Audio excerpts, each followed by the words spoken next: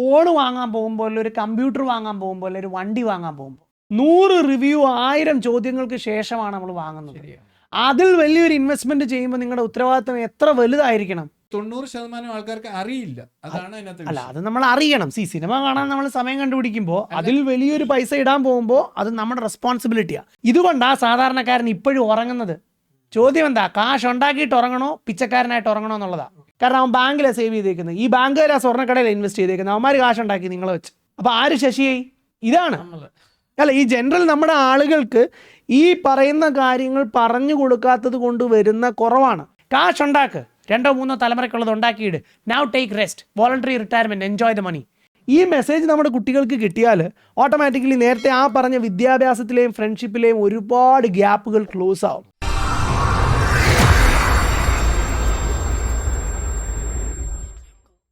ഈ ഗോൾഡിൻ്റെ കാര്യം പറഞ്ഞപ്പോൾ പറയുകയാണ്, ഇപ്പോൾ അമേരിക്കൻ പുതിയ ഗവൺമെൻറ് പുതിയ ന്യൂസ് അനുസരിച്ച് അവർ ക്രിപ്റ്റോ കറൻസി ഗോൾഡിൻ്റെ കൂട്ട് റിസർവായിട്ട് വാങ്ങി വെക്കാൻ പോകുന്നു എന്ന് പറയും. അതിൻ്റെ ഭാവി എന്തായിരിക്കും? അല്ല, അതിപ്പോൾ നമ്മുടെ ഒരു നാട് ഒഴിച്ച് ബാക്കിയുള്ള നാടുകൾ എടുത്ത് നോക്കും. ഇപ്പോൾ ഏറ്റവും കൂടുതൽ മലയാളികളുള്ള ഒരു സ്ഥലമാണ് UAE. UAE എന്ന അത്രയും ചെറിയ രാജ്യം $140 ബില്യൺ ക്രിപ്റ്റോ ബാസ്ക്കറ്റിൽ ഇട്ട് വെച്ചിരിക്കുകയാണ്. അതൊരു ചെറിയ രാജ്യമാണ്, അവരുടെ GDP അത്ര ചെറുതാ, അതിൻ്റെ അത്രയും വലിയ പോർഷൻ അവർ ക്രിപ്റ്റോയിൽ ഇട്ട് വെച്ചേക്കുക. So they see something. ഇവിടെ ബിറ്റ്കോയിൻ $1000 താഴെ കിടന്നപ്പോഴും തൊടരുത് എന്നാ പറഞ്ഞുകൊണ്ടിരുന്നത്. ഇപ്പോഴും ഒരു 90-95 റേഞ്ചിൽ ഡാൻസ് ചെയ്തുകൊണ്ടിരിക്കുകയാണ്. അല്ല, ഈ ബിറ്റ്കോയിൻ ഒക്കെ നമ്മൾ സംസാരിക്കുമ്പോൾ പലർക്കും അതിനെപ്പറ്റി വ്യക്തമായ ഒരു ധാരണയില്ല. ഇതുപോലുള്ള പല ഏജൻസികൾ അല്ലെങ്കിൽ ഇതുപോലുള്ളവർ സമീപിച്ച് അവരെ കൊണ്ട് അതിനകത്ത് ഇട്ടിട്ട് അവസാനം അവരത് പൂട്ടിക്കെട്ടിപ്പോയി ഇവരുടെ ലക്ഷ്യങ്ങൾ പോയത് നമ്മുടെ അടുത്ത ആൾക്കാർക്ക് സംഭവിച്ചിട്ടുണ്ട്. അപ്പം അങ്ങനെയുള്ള ചതിക്കുഴിയിലൊന്നും വീഴാതിരിക്കാൻ എത്ര കെയർഫുൾ ആയിട്ടായിരിക്കണം ഇങ്ങനെയുള്ള കാര്യങ്ങളൊക്കെ ചെയ്യേണ്ടതെന്നുള്ളതും കൂടെ മനസ്സിലാക്കിയാൽ നല്ലതായിരുന്നു. ഓക്കെ, അത് സത്യസന്ധമായിട്ടുള്ള കാര്യമാണ്. പക്ഷേ അതിനകത്ത് നിങ്ങൾ ചിന്തിക്കാത്തൊരു കാര്യം എന്ന് പറഞ്ഞാൽ, ഒരു ഫോൺ വാങ്ങാൻ പോകുമ്പോൾ, ഒരു കമ്പ്യൂട്ടർ വാങ്ങാൻ പോകുമ്പോൾ, ഒരു വണ്ടി വാങ്ങാൻ പോകുമ്പോൾ 100 റിവ്യൂ 1000 ചോദ്യങ്ങൾക്ക് ശേഷമാണ് നമ്മൾ വാങ്ങുന്നത്. അതിൽ വലിയൊരു ഇൻവെസ്റ്റ്മെന്റ് ചെയ്യുമ്പോൾ നിങ്ങളുടെ ഉത്തരവാദിത്തം എത്ര വലുതായിരിക്കണം? ഇല്ലേ? ഇത് ഏതോ വഴിയെ പോയൊരുത്തം പറഞ്ഞത് കേട്ടിട്ട് ചെയ്യരുത്. അത് പ്യുവർ മണ്ടത്തരമാണ്. അവിടെയാണ് പൈസ നഷ്ടം വരുന്നത്. അത് 90% ആൾക്കാർക്ക് അറിയില്ല. അതാണ് അതിനകത്ത്. അല്ല, അത് നമ്മൾ അറിയണം. സിനിമ കാണാൻ നമ്മൾ സമയം കണ്ടുപിടിക്കുമ്പോൾ അതിൽ വലിയൊരു പൈസ ഇടാൻ പോകുമ്പോൾ അത് നമ്മുടെ റെസ്പോൺസിബിലിറ്റിയാണ്. എങ്ങനെ ചെയ്യാൻ പറ്റും അത്? ക്രിപ്റ്റോ എന്ന് പറയുന്നത് ഇന്റർനാഷണൽ പ്ലാറ്റ്ഫോമാണ് മിക്കവാറും ഉള്ളത്. ഏറ്റവും ഹൈ ലിക്വിഡിറ്റി ഉള്ളതിൽ മാത്രം ഇൻവെസ്റ്റ് ചെയ്യുക. ഇത് സ്റ്റോക്ക് മാർക്കറ്റ് പോലെ തന്നെയാണ്. ഏറ്റവും പവർഫുൾ ആയിട്ടുള്ള കമ്പനി, ആ സെഗ്മെൻറ്റ് ഡോമിനേറ്റ് ചെയ്യുന്ന കമ്പനി ഇല്ലേ, അതൊക്കെയാണ് ഇപ്പോൾ ടാറ്റ എന്ന് പറയുന്നത്, അല്ലെ ഇപ്പുറത്ത് റിലയൻസ് എന്ന് പറയുന്നത്. അതൊന്നും പൊട്ടിപ്പോവില്ല. കാരണം അതിൻ്റെ ഇൻവെസ്റ്റേഴ്സ് അത്ര വലിയ ആൾക്കാരാണ്, അവരൊരിക്കലും വിറ്റിട്ട് പോവില്ല. ഇതുപോലുള്ള ക്രിപ്റ്റോയാണ് ബിറ്റ്കോയിൻ, ഈത്തർ, XRP ഒക്കെ. ഒരു 8 വർഷമായിട്ട് ഞാൻ XRPയെ കുറിച്ച് പറയുമ്പോൾ നമ്മുടെ ഏറ്റവും അടുത്ത ആൾക്കാർ വരെ ഇത് ഡെഡ് കോയിൻ ആണ്, മൂവ് ചെയ്യില്ല എന്ന് പറഞ്ഞത്. പക്ഷെ ഞാൻ ചോദിച്ചിരുന്ന ചോദ്യം, അതിൻ്റെ അപ്പുറത്തെ സൈഡിൽ ഇത്രയും reserve banks, central banks partner ചെയ്യുന്നു, ഒന്നും കാണാഞ്ഞിട്ടാണ്. ലോകത്തെ ഏറ്റവും വലിയ ബാങ്കുകൾ ഇവരുമായിട്ട് പാർട്ട്ണർ ചെയ്യുന്നു. ഇന്ത്യയിലെ വരെ ആക്സിസ് ബാങ്ക് പാർട്ട്ണറാണ്, ഒന്നും കാണാഞ്ഞിട്ടാണ്. ഇപ്പോൾ പ്രൈസ് വെൻഡ് അപ്പ് 15x. ഞാൻ ഈ പറയുന്നതിലൊന്ന് പുറകോട്ട് വരുക. 25,000 രൂപ സാലറി മേടിക്കുന്ന ഒരു വ്യക്തി ഇപ്പോഴത്തെ നിലപാട് അനുസരിച്ച് നല്ല ചിലവുണ്ട്. ഈ 25,000 രൂപ തികയുമോ എന്ന് എനിക്ക് തോന്നുന്നില്ല. നോർമലായിട്ട് പോവുകയാണെങ്കിൽ ഓക്കെ, കുഴപ്പമില്ല. ഒരു ഹോസ്പിറ്റൽ കേസ് വന്നു, അല്ലെങ്കിൽ സ്ഥിരമായിട്ട് മരുന്ന് മേടിച്ചുകൊണ്ടിരിക്കുന്ന ഒരു കുടുംബമാണെങ്കിൽ ഇത് എങ്ങനെ നമുക്ക് സേവ് ചെയ്യാൻ പറ്റും? ഓക്കെ, ആ കുടുംബത്തിൽ ഏതെങ്കിലും ഒരാൾ ഐ ടേക്ക് ദ റെസ്പോൺസിബിലിറ്റി എന്ന് പറയാൻ വേണം. അതില്ലെങ്കിൽ ആരും റെസ്പോൺസിബിലിറ്റി ഏറ്റെടുക്കില്ല. ഇപ്പം ഞാൻ ഏറ്റവും കൂടുതൽ കണ്ടിട്ടുള്ളതെന്ന് പറഞ്ഞു കഴിഞ്ഞാൽ, ഇവൻ എൻ്റെ തന്നെ ഏറ്റവും അടുത്ത ആൾക്കാർ, സ്ട്രഗിൾ ചെയ്യുന്ന ആൾക്കാർ പറയുന്നത് അത് അയാളുടെ കുഴപ്പമാണ്. ഐദർ തന്തപ്പടി കുറ്റം പറയും, അല്ലെ ആ സൊസൈറ്റിയെ കുറ്റം പറയും, അല്ലെ പഠിപ്പിച്ച ആൾക്കാരെ കുറ്റം പറയും.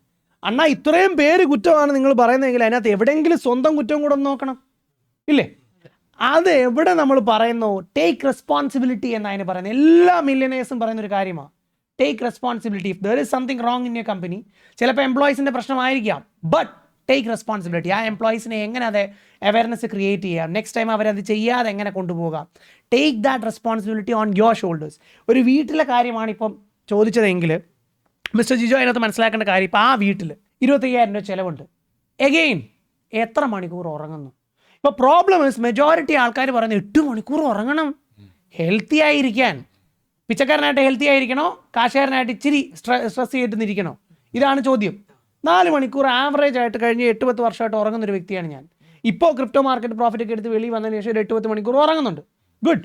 ബട്ട് ഇതിൽ നിന്ന് എനിക്ക് ക്ലിയർ ആയിട്ട് മനസ്സിലാക്കാൻ പറ്റുന്നുണ്ട് എന്ത്, 10 മണിക്കൂർ ഉറങ്ങുമ്പോൾ ഉള്ളൊരു സുഖമുണ്ടല്ലോ, ഹായ് ഹായ് ഹായ് ബേഷ് ബലേ ബേഷ്. ഇതുകൊണ്ടാണ് സാധാരണക്കാരൻ ഇപ്പോഴും ഉറങ്ങുന്നത്. ചോദ്യം എന്താ, കാശ് ഉണ്ടാക്കിയിട്ട് ഉറങ്ങണോ പിച്ചക്കാരനായിട്ട് ഉറങ്ങണോ എന്നുള്ളതാണ്. അപ്പോൾ പൈസ ഇല്ലാത്ത സമയത്ത് being honest, you don't have the privilege to sleep like that. You don't have the privilege for entertainment. Majority ആൾക്കാർ എൻ്റർടൈൻമെൻറ്റ് പുറകെ പോകുന്നത്. കാശ് ഉണ്ടാക്ക്, 2-3 തലമുറയ്ക്കുള്ളത് ഉണ്ടാക്കിയിട്, now take rest, voluntary retirement, enjoy the money. അതിന് മുമ്പ് you don't have it. 9 to 5 വരെ വർക്ക് ചെയ്യുന്ന ആൾക്കാർ പറയുന്ന ഒരു വീക്കെൻഡേ ഉള്ളൂ, I want relax. Do you have the privilege? അതിനകത്ത് പകുതി ആൾക്കാർ ഒരു കുട്ടിയും കുടുംബവും ഒക്കെ ഉള്ളവരാ. സി, ഒരു മിഡിൽ ക്ലാസ് ലൈഫിലേക്ക് ഒരു പുതിയ കുട്ടിയെ കൊണ്ടുവന്നാൽ നിന്നെ തല്ലണം എന്ന ആറ്റിറ്റ്യൂഡാണ് എൻ്റെ. കാരണം ആ കുട്ടി ജനിക്കാൻ 9 മാസം സമയമുണ്ട്. ഇപ്പം നിങ്ങൾ കാൽക്കുലേറ്റ് ചെയ്യാതെ പോലും ദൈവം തന്ന കുട്ടിയാണെങ്കിൽ ആ കുഞ്ഞ് വെളിയിൽ വരുന്നിടം വരെ 9 മാസം സമയമുണ്ട്. എൻ്റെ പ്രാക്ടിക്കൽ ലൈഫിൽ എക്സാമ്പിളാണ്. ആ 9 മാസം ചേഞ്ച്ഡ് മൈ ലൈഫ്. അതുവരെ വളരെയധികം പ്രയത്നിച്ചിരുന്നു, 8-10 ജോലി ചെയ്തിരുന്നുവെങ്കിലും 12-13 മണിക്കൂറിൽക്കുള്ളിൽ ഒരു ദിവസവും ജോലി ചെയ്തിട്ടില്ല. The day we know he's conceived 18 മുതൽ 21 മണിക്കൂർ വരെ ആയിരുന്നു വർക്ക് ചെയ്തിരുന്നത്. അവൻ ജനിച്ച് 3 മാസം കഴിഞ്ഞപ്പോഴത്തേക്ക് എൻ്റെ ഏർണിംഗ് പൊട്ടൻഷ്യൽ 8 മടങ്ങായി കൂടി. അധ്വാനിക്കാൻ തയ്യാറാണെങ്കിൽ സേവിങ്സിന് പറ്റും എന്നാണ് പറഞ്ഞത്. അധ്വാനിക്കാൻ റെഡിയാണ്, സേവിങ്സിന് എളുപ്പമാണ്. 2, സ്മാർട്ടായിട്ട് ചിന്തിക്കാൻ താല്പര്യമുണ്ടെങ്കിൽ ഇൻവെസ്റ്റ്മെൻറ്റിന് റെഡിയാണ്. ഇത് രണ്ടും വേണം. ഹാർഡ് വർക്ക് വേണം, സ്മാർട്ടായിട്ട് ചിന്തിക്കാൻ പറ്റണം.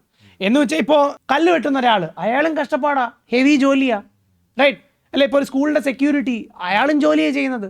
പക്ഷെ ആ സ്കൂളിൻ്റെ പ്രിൻസിപ്പൾ വാങ്ങുന്ന തമ്മിൽ വ്യത്യാസമുണ്ട് ഇല്ലേ? അതാണ് ക്വാളിറ്റി ഓഫ് വർക്ക്. നിങ്ങളുടെ കസ്റ്റമർക്ക് നിങ്ങൾ കൊടുക്കുന്ന വാല്യൂ എന്ത് എന്നുള്ളത്, നിങ്ങൾക്കത് എങ്ങനെ കൊടുക്കാൻ പറ്റും, അത് തിരിച്ചറിയുന്ന സ്ഥലത്ത് വ്യത്യാസം വരും. ഇപ്പോൾ നമ്മൾ ആദ്യം പറഞ്ഞു 25,000 വാങ്ങുന്ന ഒരു വ്യക്തി എന്തുകൊണ്ട് അത് വാങ്ങിച്ചിട്ട് അവിടെ നിൽക്കുന്നു, അവൻ്റെ ജീവിതം എന്തുകൊണ്ട് മുന്നോട്ട് പോകുന്നില്ല. ഇത് ഈ തവളയുടെ പഠനം നമ്മൾ കണ്ടിട്ടുണ്ട് ഇല്ലേ?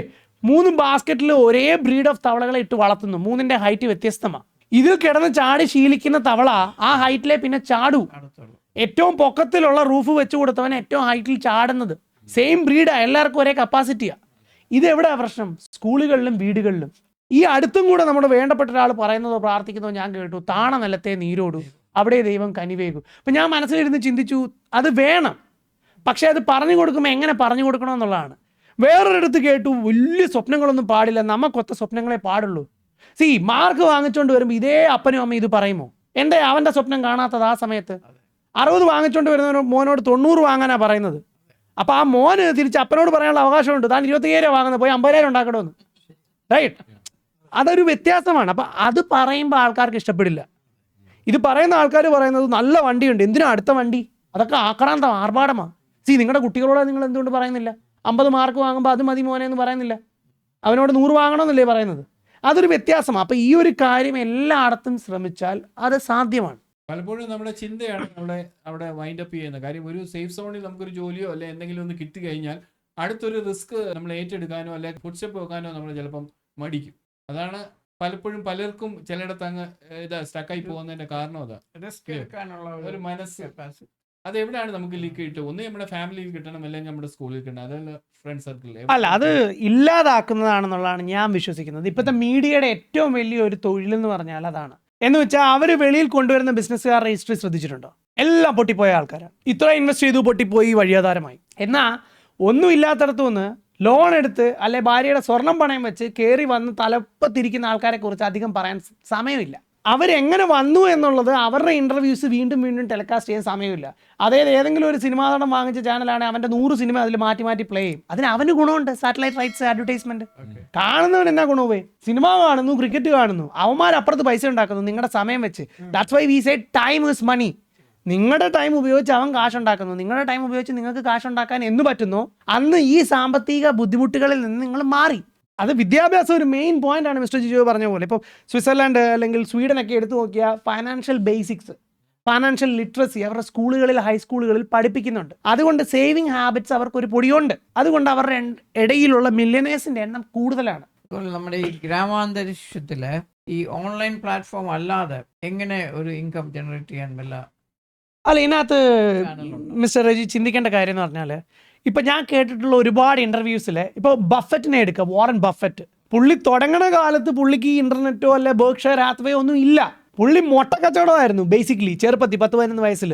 ഇനി അല്ല എങ്കിൽ നമ്മൾ ഈ പറയുന്ന പോലെ അമേരിക്കയിലെ മറ്റ് ബില്യനേഴ്സിലെടുത്താൽ കുട്ടികളുടെ ഇടയിൽ ചെറുപ്പം മുതലേ സെയിൽസ് ആറ്റിറ്റ്യൂഡുള്ള ഒരാളുണ്ടായിരുന്നു, മാർക്ക് ക്യൂബൻ.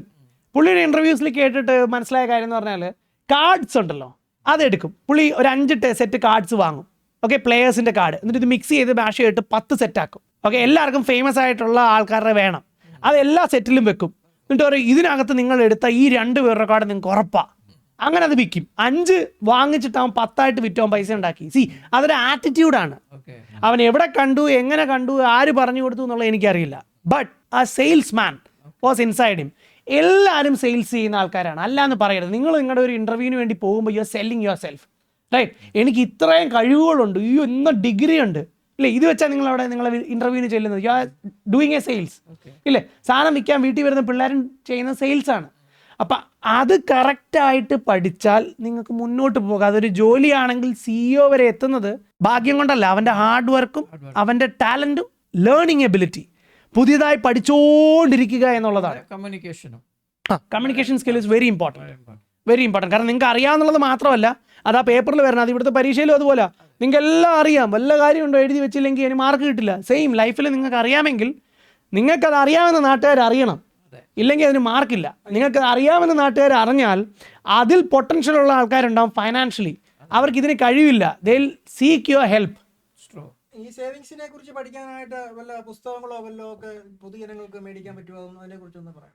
ഒരുപാടുണ്ട്. അതിന് ഈ പറയുന്നത് പോലെ എന്തുവാ, ചെറിയ ഇപ്പോൾ മെജോറിറ്റി ആൾക്കാരും വായിക്കില്ല അധികം സേവിങ്സ് അല്ലെങ്കിൽ ഇൻവെസ്റ്റ്മെൻറ്റ് റിലേറ്റഡ് ബുക്സ്. ആകെ അങ്ങനെയുള്ള ആൾക്കാർ മുഴുവനായി വായിച്ച് ഞാൻ കണ്ടിരിക്കുന്ന ഒരു ബുക്ക് എന്ന് പറഞ്ഞാൽ റിച്ചസ്റ്റ് മാൻ ഇൻ ബാബിലോൺ എന്നുള്ളതാണ്. അതിൻ്റെ ഇംഗ്ലീഷും മലയാളവും ഒക്കെ കിട്ടും, ഇല്ലേ? എനിക്ക് തോന്നുന്നു 100 രൂപയ്ക്ക് താഴെ എന്തോ ഉള്ളൂ അത് ഓൺലൈൻ ആമസോണിൽ വാങ്ങാൻ. അങ്ങനെ ഒരു ബുക്ക് നിങ്ങൾ വാങ്ങിച്ച് വായിച്ചാൽ ബാബിലോൺ കാലഘട്ടത്തിൽ രാജകുടുംബത്തേക്കാൾ കാശുണ്ടാക്കിയ ഒരു മനുഷ്യനെ കുറിച്ച് നിങ്ങൾക്ക് കാണാം. ഒരു ഗ്രാമ അന്തരീക്ഷത്തിൽ ഒരു ടെക്നോളജിയും ഇല്ലാത്ത കാലത്ത് അയാൾ പൈസ ഉണ്ടാക്കിയതാണ്. കാരണം എന്താ, അന്ന് സ്വർണ്ണം അവർ ഡ്യൂപ്ലിക്കേറ്റ് ചെയ്തുകൊണ്ടിരുന്നത് എങ്ങനെ? അന്നത്തെ കറൻസി വാസ് ഗോൾഡ്. 1 എന്ന് എഴുതിയ കറൻസി എടുത്തുകൊണ്ട് വന്നിട്ട് തിരുത്തിയിട്ട് 2 ആക്കി. അങ്ങനെ ആ കറൻസി സപ്ലൈ കൂട്ടിയിരുന്നത് അന്ന് കാലത്ത്. ഇന്നിവർ വെറുതെ പ്രിന്റ് ചെയ്തടിക്കുക. അപ്പോൾ നമുക്ക് കുറച്ചുകൂടി എളുപ്പമുണ്ട്, നമ്മുടെ ഗോൾഡ് അതുപോലെ കീപ്പ് ചെയ്താൽ മതി, ഇല്ലേ? അപ്പം അത് ആരുടെയിൽ കീപ്പ് ചെയ്യുന്നോ അവന് വാല്യൂ കൂടുകയാണ്.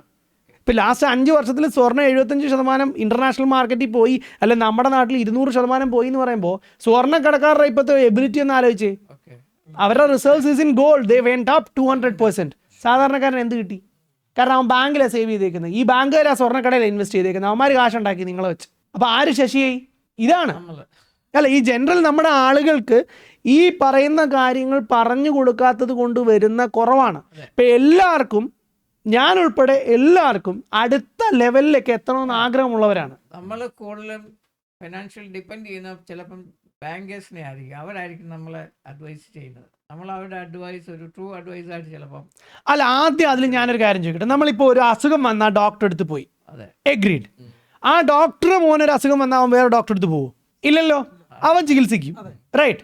അപ്പോൾ ഈ ബാങ്കിൽ ഈ ഇൻവെസ്റ്റ്മെന്റ് വിങ്ങിൽ നിങ്ങളുടെ അടുത്ത് വന്ന് സെയിൽസ് ആയിട്ട് നിൽക്കുന്ന ഒരു വ്യക്തി ജോബാണ്, ഓക്കെ? അവന് സ്വന്തമായി ഇൻവെസ്റ്റ് ചെയ്യാൻ അറിയാമെങ്കിൽ അവൻ ആ ബാങ്കിൽ എംപ്ലോയി ആയിട്ട് നിൽക്കുമോ? ഇല്ല. അവൻ സ്വന്തമായിട്ട് ചെയ്ത് കാശുണ്ടാക്കി ബാക്കി ടൈം അവൻ്റെ ഫാമിലിയോട് അടിച്ചു പൊളിക്കും. അപ്പോൾ അവർക്കത് അറിയില്ല ഹോണസ്റ്റ്ലി.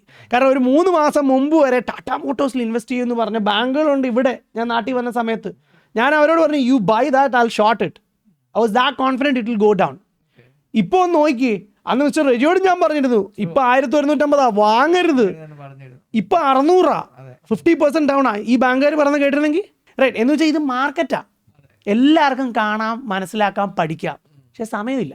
അതാണ് പ്രശ്നം. സിനിമ കാണാൻ സമയമുണ്ട്, ട്രിപ്പിന് പോകാൻ സമയമുണ്ട്, ക്രിക്കറ്റ് കാണാൻ സമയമുണ്ട്. ഇപ്പോൾ ഈ ക്രിക്കറ്റൊക്കെ കണ്ടിട്ട് എൻ്റെ വീട്ടിൽ വരെ ഈ TV ക്രിക്കറ്റ് ഇടക്കാൻ ഞാൻ ആലോചിക്കും, ഷോ ഒരുത്തൻ ഇങ്ങനെ പണിയെടുക്കാനുള്ളതുകൊണ്ട് ഇവർക്ക് പ്രിവിലേജ് ഉണ്ട്. ബട്ട് എത്ര പേർക്ക് ആ പ്രിവിലേജ് ഉണ്ട്? ഇപ്പോൾ ഒരു വീട്ടിൽ 5 പേരുള്ള 5 പേര് ഇങ്ങനെ സമയം ചെലവഴിക്കുകയാണ്, ആ വീട് എന്നും ആ വീടാണ്. ഇപ്പം നിങ്ങൾ ഈ കാണുന്ന റോക്കോഫെല്ലേഴ്സ് ആകട്ടെ, റോത്സ്ചൈൽഡ് ആവട്ടെ, ബിൽഡർബർഗ്സ് ആകട്ടെ, ആരാകട്ടെ, തുടക്കത്തിൽ ഒരാൾ I will take the responsibility, I will burn myself, പക്ഷേ എൻ്റെ പേര് ആ ഫാമിലി ട്രീയിൽ എന്നും ഉണ്ടാവും. ഇപ്പോൾ ജേക്കബ് റോത്സ്ചൈൽഡൊക്കെ പോലെ ആ പേരെന്നും ഉണ്ടാകണം എന്ന വാശിയുള്ളവരാണ്. ഇപ്പം നിങ്ങളുടെ തലമുറയിൽ നിങ്ങൾക്കത് ഉണ്ടെങ്കിൽ you will be the one. എന്ന് വെച്ചാൽ ഇപ്പോൾ പലരും പറയുന്നുണ്ട് 1 crore മൈൻഡ് സെറ്റ്. അപ്രിഷ്യേറ്റ് ചെയ്യണം. കാരണം നമ്മുടെ നാട്ടിൽ അത് പറയുന്നവനെ തല്ലാൻ നിൽക്കുന്നവരെ ബാക്കിയുള്ളവർ. റോഡിൽ ഞാൻ കണ്ടു ഒരു സിനിമാ നടനെ തടഞ്ഞു വെച്ചതിന് ഒരു പാർട്ടിക്കാർ അവൻ്റെ വണ്ടി തല്ലിപ്പൊളിക്കുന്ന പഴയ ഒരു വീഡിയോ ഒക്കെ. എന്നിട്ട് അവനോട് പറയാം നിനക്ക് കാശുള്ള എൻ്റെ അഹങ്കാരമാണ്. ഞാൻ ആലോചിക്കുക, ഇവന്മാർ കൊടുത്തതല്ല, അവൻ വർഷങ്ങൾ പണിയെടുത്തുണ്ടാക്കിയതാ. റൈറ്റ്? അവൻ പണിയെടുത്ത സമയത്ത് ആരും സഹായിക്കാനില്ല. 1.5 കോടി രൂപയുടെ വണ്ടി തല്ലിപ്പൊളിക്കാൻ ഇവന്മാർ വന്നേക്കോ. ഇവന്മാർക്ക് മറ്റൊരാൾക്ക് ജോലി കൊടുക്കാൻ പറ്റില്ല, ഇല്ലേ? കഷ്ടപ്പെട്ട് ആരെങ്കിലും ഒരുത്തൻ രക്ഷപ്പെട്ടാൽ അവനെ പിഴിയാൻ ചെല്ലണം. റൈറ്റ്? അപ്പം നമ്മുടെ നാട്ടിലെ ആറ്റിറ്റ്യൂഡ് ആദ്യം മാറണം. ഒരുത്തൻ അധ്വാനിച്ച് അവൻ ഉണ്ടാക്കിയെങ്കിൽ അവനെ അപ്രീഷിയേറ്റ് ചെയ്യാൻ പഠിക്കണം. അതിന് പകരം പറയുന്ന മുതലാളിത്തം ദൊലയട്ടെ, ഇല്ലേ? അവൻ്റെ കുടുംബം പണയം വെച്ച് അവനൊരു ബിസിനസ് തുടങ്ങി പൊട്ടിപ്പോയിരുന്നേ അവന് മാത്രം പോയി. അവൻ രക്ഷപ്പെട്ട് കഴിയുമ്പോൾ ഈ കണ്ടവന്മാരെല്ലാം പിരിവിന് വരും. ഒന്ന് ആലോചിച്ച് നോക്കൂ. ഈ വരുന്ന ആളുകൾ നല്ലൊരു മെസ്സേജ് കൊടുക്കണമെങ്കിൽ വിജയിച്ചവനെ കൊണ്ടുപോയി നമ്മുടെ സ്കൂളുകളിലും കോളേജുകളിലും സംസാരിക്കണം. അവൻ ഏതുവഴി നടന്നു, എവിടെയൊക്കെ വീണു, എന്തുകൊണ്ട് വീണു, എങ്ങനെ അടുത്തവണ കരകയറി പോന്നു. ഈ മെസ്സേജ് നമ്മുടെ കുട്ടികൾക്ക് കിട്ടിയാൽ ഓട്ടോമാറ്റിക്കലി നേരത്തെ ആ പറഞ്ഞ വിദ്യാഭ്യാസത്തിലെയും ഫ്രണ്ട്ഷിപ്പിലെയും ഒരുപാട് ഗ്യാപ്പുകൾ ക്ലോസ് ആവും. അപ്പോൾ നിങ്ങൾ ചിന്തിക്കേണ്ടത് കേരളത്തിൽ അല്ലെ ഇന്ത്യയിൽ താഴേക്കിടയിൽ കിടക്കുന്ന ഒരു വ്യക്തിക്ക് എങ്ങനെ കയറി വരാമെന്ന ടോപ്പിക്കിനെ കുറിച്ചാണ് നമ്മളിപ്പോൾ ഓടിച്ചു വിട്ട് സംസാരിച്ചത്. ഈ ഒരു ഗ്യാപ്പിൽ അത് മുഴുവൻ കവർ ചെയ്യാൻ പറ്റില്ല. പക്ഷേ നമ്മൾ മനസ്സിലാക്കേണ്ടത് വായനാശീലം സ്കൂളിൽ തരുന്ന തത്തളപത്തള ബുക്കല്ല, കറക്റ്റായിട്ടുള്ള ജീവിതത്തിൽ വിജയിച്ച ആളുകൾ എഴുതിയേക്കുന്നുണ്ട്. ഇനി നിങ്ങൾക്ക് ജീവിത വിജയം എന്താണെന്ന് എനിക്കറിയില്ല, പക്ഷേ വെൽത്ത് എന്നുള്ള ആഗ്രഹമാണെങ്കിൽ ജീവിതത്തിൽ വിജയിച്ച ആളുകൾ എഴുതിയിരിക്കുന്ന ബുക്കുകൾ വാങ്ങുക, വായിക്കുക. അത് ബിസിനസ്സാകാം, മണിയാകാം, എന്തുമാകാം. ബട്ട് എൻ്റർടൈൻമെൻറ്റ് ഒരിക്കലും ആകരുത്. If you want to be entertain അടിച്ച് ചിരിച്ചുകൊണ്ട് അവിടെ ഇരിക്കുക, എന്നും ഇളിച്ചുകൊണ്ടിരിക്കാമെന്നല്ലാതെ നിങ്ങളുടെ ഫൈനാൻഷ്യൽ സിറ്റുവേഷൻ മുകളിലോട്ട് പോകില്ല. കാരണം നിങ്ങളെ ഇളിപ്പിക്കാൻ അപ്പുറത്തിരിക്കുന്നവർ കയറിപ്പോയിക്കൊണ്ടിരിക്കുക. ആരെങ്കിലും ഒരാളല്ലേ ഒരു തുലാസിൽ അപ്രീഷിയേറ്റ് ചെയ്യുകയുള്ളൂ. അപ്പോൾ അവർ അപ്രീഷിയേറ്റ് ചെയ്യണേ, നിങ്ങൾ ഡിപ്രീഷിയേറ്റ് ചെയ്താലേ പറ്റൂ. അത് എന്ന് നിങ്ങൾ മനസ്സിലാക്കുന്നു അന്ന് നിങ്ങളുടെ കുടുംബം രക്ഷപ്പെടും. ഫൈനാൻഷ്യലി സ്ട്രഗിൾ ചെയ്യുന്ന ഒരുപാട് പേരുള്ള ഒരു സ്ഥലമാണ് നമ്മുടെ നാട്. ഇതിലൊരു മെജോറിറ്റി എങ്ങനെ കൈപിടിച്ച് അടുത്ത ലെവലിലേക്ക് കൊണ്ടുവരാം എന്നുള്ളൊരു ഉത്തരവാദിത്തം ഞാനും നിങ്ങളും ഏറ്റെടുക്കുകയാണെങ്കിൽ, ഈ വീഡിയോയിൽ നിങ്ങൾക്ക് വാല്യൂ ഉള്ളതായി തോന്നുകയാണെങ്കിൽ, നിങ്ങളുടെ ഏറ്റവും പ്രിയപ്പെട്ടവർക്ക്, നിങ്ങളുടെ കൂട്ടത്തിൽ സ്ട്രഗിൾ ചെയ്യുന്നവർക്ക് ഈ വീഡിയോ ഷെയർ ചെയ്യുക. നിങ്ങൾക്കിതിൽ വാല്യൂ ഉണ്ടെന്ന് ഉറപ്പാണെങ്കിൽ hit the subscribe button, like button.